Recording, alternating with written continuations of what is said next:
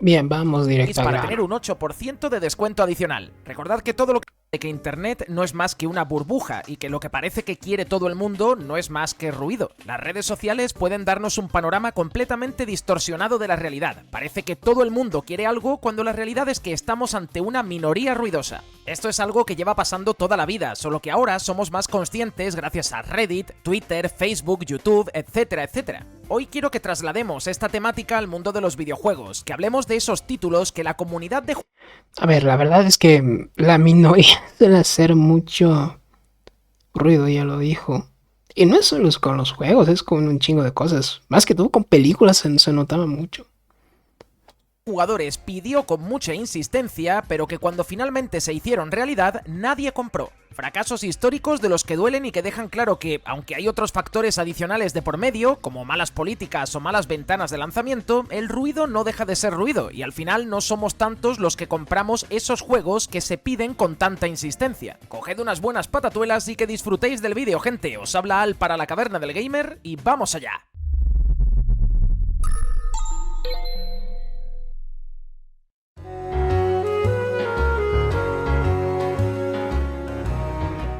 El primer caso que se me viene a la mente cuando pienso en esta temática es, sin lugar a dudas, el de Dead Space Remake. Durante años, la comunidad no ha parado de lamentar el cierre de Visceral Games y la pérdida de la franquicia Dead Space por culpa de un absurdo giro en lo jugable que la arruinó en la tercera entrega. El problema de un caso como este es que estamos hablando de Electronic Arts, conocidos por sacar la tijera bastante rápido, por lo que se necesitaron años y años hasta que la citada Electronic Arts pensó que igual sí que había mercado con la idea de rescatar Dead Space. A ver, es curioso lo que pasó con el remake. A ver, si vamos por partes. El primer juego, el original, tiene esa mezcla de acción con terror, pero que se inclina más por el terror. Esa madre, tipo Alien Isolation. O sea, algo estás echando y vos estás más atento a eso que a intentar gastar munición a lo pendejo. Eso era lo interesante de ese juego. Ya a segundo, en el tercero ya valió madres todo. Pero bueno, de ahí en adelante sacaron de Callisto Protocol. Si mal no recuerdo, era de uno de los que eran parte de los desarrolladores, si mal no recuerdo. O parte del grupo que trabajó en la saga original, creo. Pero salió de la mierda. Y fue el mismo año o fue al siguiente que sacaron este remake. Porque incluso creo que salieron a poco tiempo de diferencia. A ver, de Callisto Protocol ya sabemos cómo le fue. Por ejemplo, este Dead Space es un buen juego, pero en cuanto a ventas, a lo que estoy viendo... nació Dead Space Remake, creado por el estudio interno Motive, conocidos también por el juego de batallas de naves Star Wars Squadrons. El veredicto de la prensa y la comunidad fue unánime, uno de los mejores remakes de la historia, fiel a la vez que nos hacía sentir un verdadero salto técnico. ¿Qué más podíamos pedir? Pues bueno, nosotros nada, pero Electronic Arts que se vendiera al menos, cosa que no sucedió. Dead Space pasó desapercibido. A ver, ese Electronic Arts también... Falta no, que venda $1 menos de lo que ellos esperaban y te mandan a la mierda. En tiendas, un fracaso que pudo venir motivado por salir bastante cerca de un auténtico peso pesado del género. Eso 4, también. Que estrenaba su remake apenas un mes después. Tanto que parecía que la comunidad ansiaba un nuevo Dead Space y al final parece que estábamos ante el clásico ejemplo de mucho ruido y pocas nueces.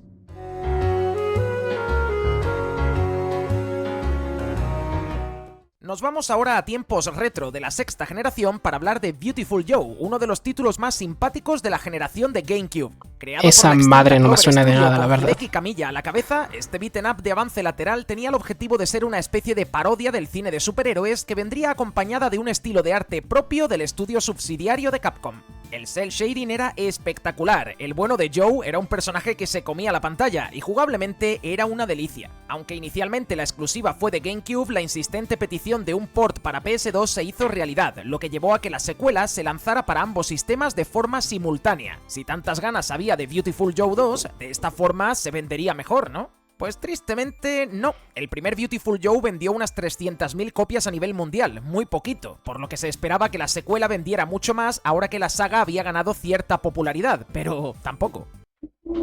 A ver, he estado bastante tiempo en esta comunidad y no recuerdo mucha gente que haya querido realmente con ganas una secuela de ese juego. Es que es curioso, hay un grupito que siempre está con esos juegos de nicho, vamos a decirlo, incluso con personajes. Eh, Smash Bros. Tienen un personaje que apareció en un videojuego spin-off de la Super NES hace un chingo de tiempo y que solo tiene aparición ahí, el cabrón. Geno se llamaba, ¿no? Beautiful Joe fue un desastre a nivel comercial. El desarrollo fue Y más querían caro que lo y las metieran en expectativas de Smash ventas eran más altas debido como a la personaje popularidad jugable, del primero, obviamente. poco más de 300.000 copias vendidas, es decir, lo mismo que el juego anterior, sin crecimiento alguno. Al haber costado más dinero, el beneficio fue menor, así que adiós a Beautiful Joe 3. Aunque después hubo un par de spin-offs, la idea de una tercera entrega numerada desapareció de la mente de Capcom rápidamente, y a Clover Studio no le quedaba ya mucho tiempo de vida.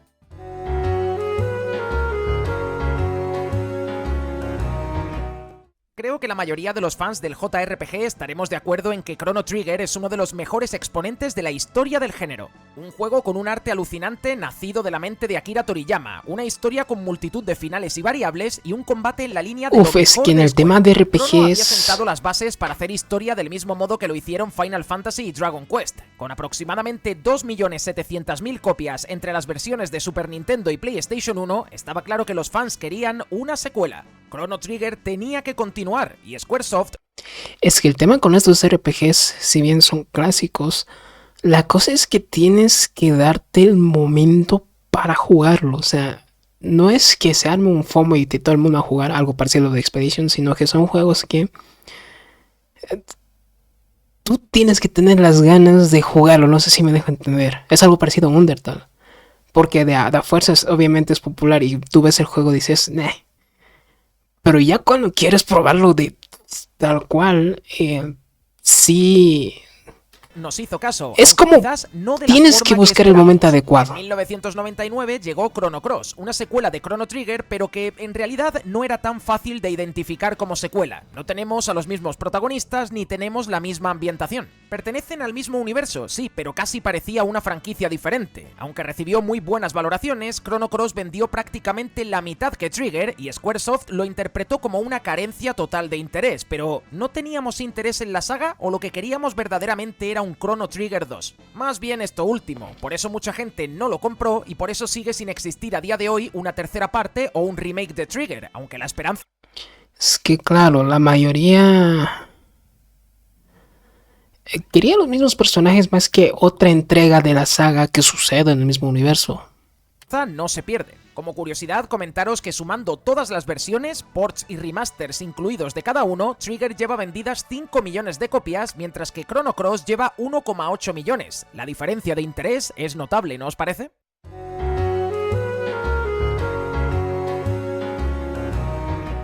El caso que viene ahora no sorprenderá a nadie, pues sus precuelas tampoco fueron un éxito precisamente. Os hablo de Shenmue 3, la esperadísima tercera entrega de una saga de culto sí vale. a la que Sega dio la espalda después de sus dos fracasos en Dreamcast. Más bien fue culpa del fracaso de la propia consola que de la calidad de los juegos en sí. Esto llevó a que Shenmue 3 tuviera que financiarse mediante micromecenazgo a través de Kickstarter, donde la comunidad respondió de forma muy pasional. Es que es trágico lo que sucedió con la saga. Primero, prácticamente era un juego de culto porque el único... Sí se lanzó solo para Dreamcast, ¿no? Tienes un juego que... Ok, es un gran juego. Pero la consola valió madres. En ventas cae estrepitosamente a pesar de que tuvo 2 juegos en la consola original de Dreamcast. Y... ese tema también de que los pocos que lo han jugado también han hecho demasiado ruido sobre el juego.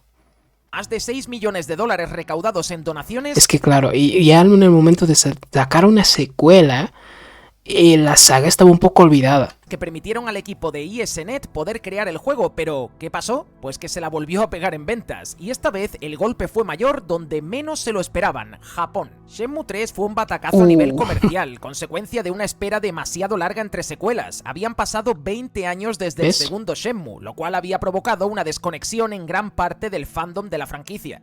Y diréis, pero si recaudó 6 millones de dólares. Sí, pero fijaos cuántos mecenas son realmente, ni siquiera 70.000. Con 70.000 copias vendidas no vas a ninguna parte a día de hoy. Para su lanzamiento ni siquiera se coló en el top 50 de Japón, lo que refleja que había muchas voces ruidosas pidiéndolo, sí, pero quizás no las suficientes. Shenmue 3 llegó por petición popular, pero nadie lo compró, y para colmo, Yu Suzuki volvió a dejar la historia sin cerrar porque quería hacer un cuarto. A esto lo llamo yo tener confianza Es que ese cabrón también se mama.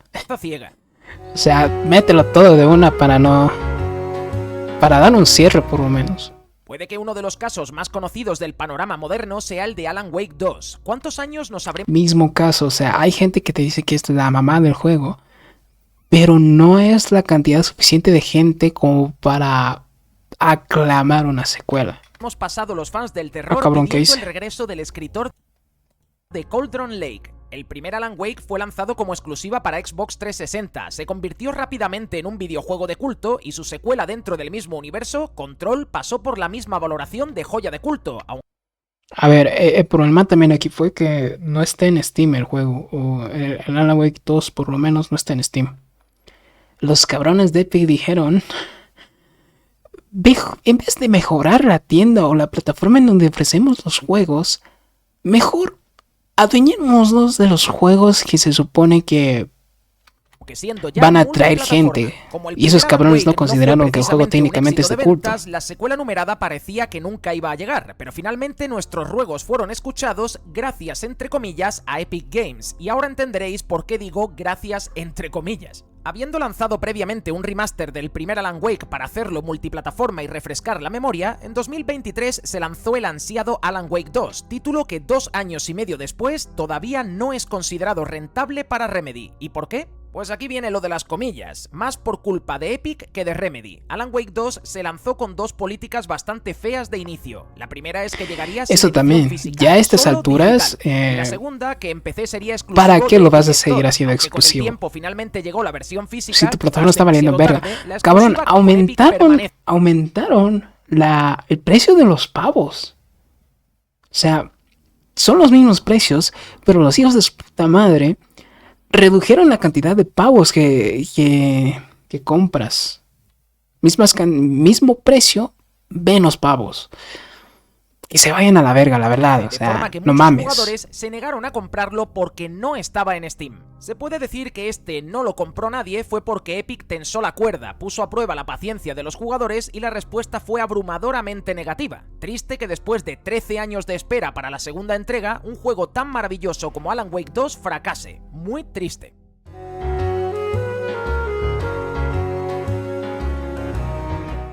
Ahora pasamos a un fracaso que se puede definir como es la saga que pedí, pero no como la pedí. Y es triste porque ver regresar al Príncipe de Persia después de tanto tiempo, sin duda fue emocionante. Y ahí es curioso también este tema porque lanzaron este juego o esta entrega de la saga, pero muchos más antes estaban con el remake y lo terminaron cancelando. O sea, ¿qué chingados pasó ahí? El príncipe no Pero regresó bueno, de cualquier forma, Ubisoft sino que con lo hizo sus con uno de mamadas los mejores Metroidvanias tenía de que los aparecer. tiempos modernos. Siempre tiene que Espectacular aparecer. en lo jugable, con unas plataformas alucinantes, un combate muy divertido y un rendimiento excelente en todas las plataformas. Leches, incluso en Switch 1 funcionaba a 60 FPS. La gente de Ubisoft Montpellier, los padres de Rayman, hicieron un trabajo sensacional. Sin embargo, ya sabéis lo que pasó, no lo compró ni Peter. Muchos usuarios se quejaron de que parecía un juego de móviles, otros de su precio de salida, otros se quejaban de que fuera un Metroidvania, y si a esto le sumamos la cantidad de gente que no compra nada que lleve el logo de Ubi, por muy bueno que sea el producto, Ubisoft. tenemos un problema. The Lost Crown se pegó tal batacazo en tiendas que se canceló la secuela y se reubicó al equipo de Ubisoft Montpellier para que volvieran a trabajar, o eso se dice, en una nueva entrega de la saga Rayman. Ya veremos, sea como sea. Sí, claro, los van a terminar despidiendo. Pues lo que sigo pensando en por qué. O sea, podían haberse enfocado en el remake, tal vez hubieran sacado algo cabrón. O sea, si sigo con esa herida del remake de las arenas del tiempo. Y chinga su madre Ubisoft. Pedimos fue un regreso, y el regreso fue espectacular. El problema es que no fue correspondido. Como tu ex. El estudio que está detrás del juego que viene ahora tiene en su haber uno de los currículums más mágicos que ha dado de sí la marca PlayStation. Os estoy hablando no de tengo Sony ni idea, Japan no Studio, he una tocado desarrolladora que ya no ningún existe juego de porque esa Sony saga. bajó la persiana debido a que tristemente ninguno de sus videojuegos terminaba de despegar en ventas. Y es que este Gravity Rush 2 fue uno de ellos, una secuela que llegó como consecuencia del buen recibimiento que tuvo tanto a nivel de crítica como de público el primer Gravity Rush. Lanzado originalmente para PS Vita, fue considerado como uno de los mejores videojuegos de la plataforma portátil de PlayStation, para darle más vidilla a la También era una consola que básicamente desde el inicio estaba valiendo madres. saga, lo remasterizaron en PS4 y al ver su buen hacer en tiendas, se dio luz verde a la secuela. ¿Quién le iba a decir que no a otra aventura gravitatoria junto a Kat? Pues se ve que mucha gente. Cuando Gravity Rush 2 llegó a las tiendas, la gente de Sony Japan Studio no dio crédito con el bajón de ventas que supuso. Aunque no se conocen las cifras de ventas físicas exactas, ya sabéis que cuando hay fracaso normalmente las compañías se niegan a dar números exactos, en digital el primer Gravity Rush vendió 277.000 copias en Vita y 562.000 en su remaster de PS4. Con esta subida se esperaba que Gravity Rush 2 alcanzara al menos el millón, pero no fue así. Se quedó en 493.000 copias digitales, menos ventas que el remaster del primero. Quedaba claro que no solamente no había tanto hype, sino que Sony Japan Studio era una empresa maldita, no paraban de sacar juegazos y no había manera de convertirlos en éxitos mundiales.